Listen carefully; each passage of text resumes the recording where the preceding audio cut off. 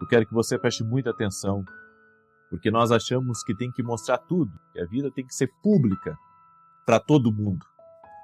E essa não é a verdade. E outra coisa, se você abrir tudo para todos, você vai ter perdas com isso. E eu vou explicar para você por quê. E no final aqui desse vídeo, eu quero fazer uma oração pela sua vida, repreendendo a inveja. A inveja existe.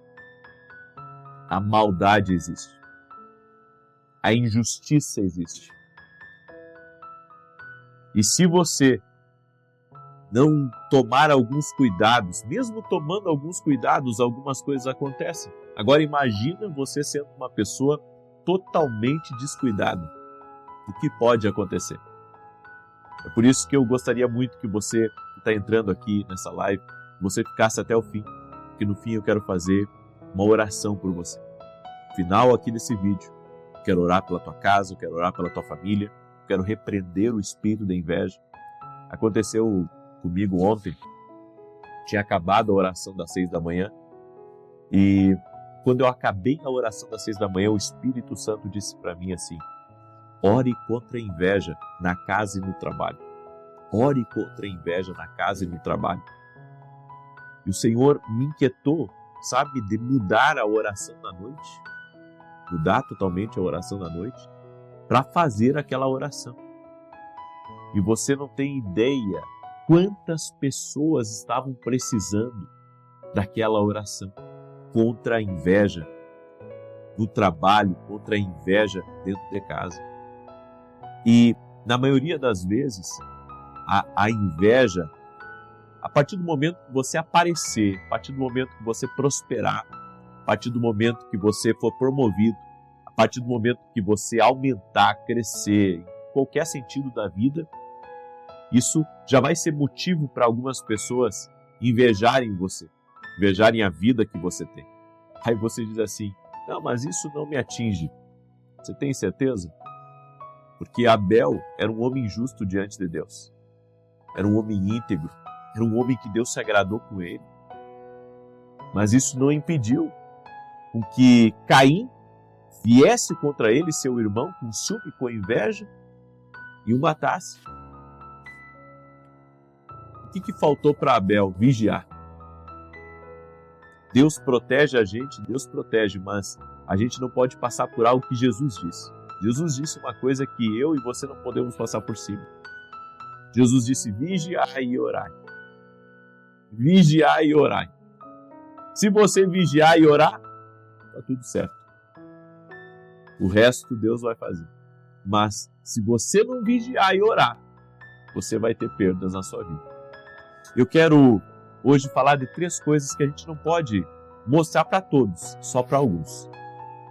E esse é o maior erro da maioria das pessoas. Elas mostram tudo para todos. Escreve aqui nos comentários. Escreve isso porque é importante você gravar isso. Escreve assim: nem tudo é para ser mostrado para todos. Nem tudo é para ser mostrado. Tem coisas que não tem que mostrar para todo mundo. Não tem que mostrar para todo mundo. Não tem que mostrar para todo mundo. Certo? Deus não deseja que você mostre tudo para todo mundo. Tem coisas na nossa vida que é particular, é privado. Não é público, é privado. Entende? Então, eu vou mostrar para você um texto da Bíblia, que é Provérbios 17, 28. E você que está aqui pela primeira vez nessa live, que nunca esteve numa outra live aqui no canal, seja muito bem-vindo. Inscreva-se no canal, vamos andar juntos. No final, quero fazer uma oração por você. Só vai ser bênção na tua vida. Amém? Olha o que está escrito em Provérbios 17, 28. Até o insensato passará por sábio se ficar quieto e se contiver a língua. Parecerá tem discernimento. A Bíblia está dizendo que até o tolo passa por sábio quando, fecha a boca. Até o tolo passa por sábio quando cerra os lábios. Então, existem 3 coisas aqui, certo? E talvez o que eu vou dizer aqui para você não tenha nem visto em outros vídeos, tá? Porque foi algo que Deus foi ministrando no meu coração e eu fui escrevendo.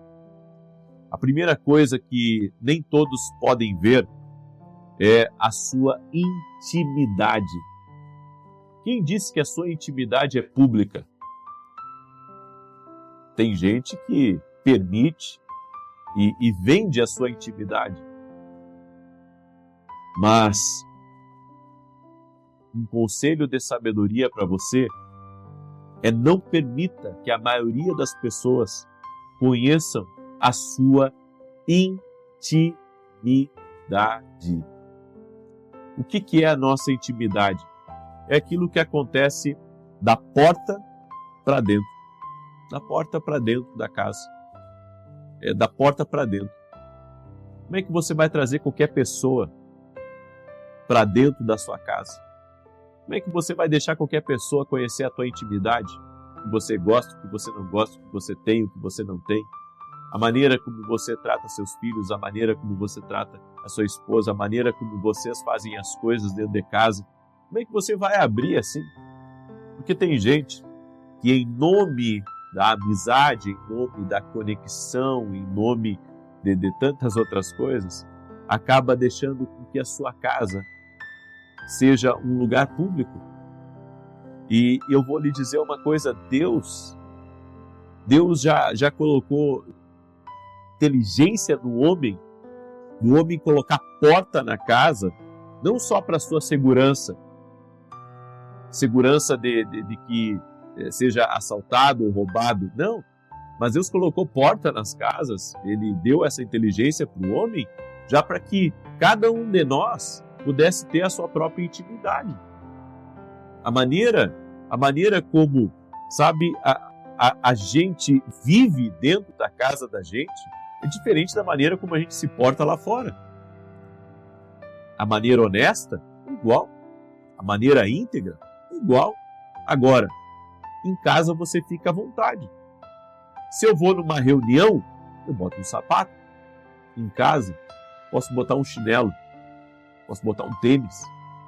Por quê? Porque eu estou dentro da minha intimidade. Você sabe que eu ouvi uma coisa que eu gravei na minha cabeça aquilo, e isso nunca mais saiu da minha cabeça. O que eu ouvi de um santo homem de Deus. Ele disse: os maiores erros que eu vi homens cometerem foi quando eles ficaram muito à vontade na presença de quem eles não conheciam. Não fique à vontade de querer falar tudo, de querer mostrar tudo para quem você nem conhece. Você está falando da sua vida para uma pessoa que você não conhece. Tem coisas que a gente tem que manter reservado. Não é, sabe, não é como uma empresa que as pessoas podem entrar dentro, né, dos escritórios, as pessoas podem conhecer os departamentos, as pessoas podem ir por tudo, o banheiro é público, o cafezinho é público. Na sua casa não é assim. Na minha casa não é assim. Então, temos que ter cuidado. A segunda coisa, não deve ser visto por todos, não permita que as pessoas vejam você fraco ou desacursoado da vida, sem direção. Aí você me pergunta, mas por quê? Porque assim como o sangue na água pode atrair um predador, a fraqueza pode atrair predadores também. É por isso que a nossa fraqueza, ela deve ser exposta diante do nosso Pai Celestial. Eu já vi pessoas até no púlpito da igreja expondo sua fraqueza. Isso é um erro. As pessoas, numa reunião, quantos líderes me procuram? Empresários, empresárias, e que, sabe, decidiram expor a sua fraqueza para a sua equipe. o líder que expôs que a empresa estava com problemas. Ele teve a perda de vários funcionários.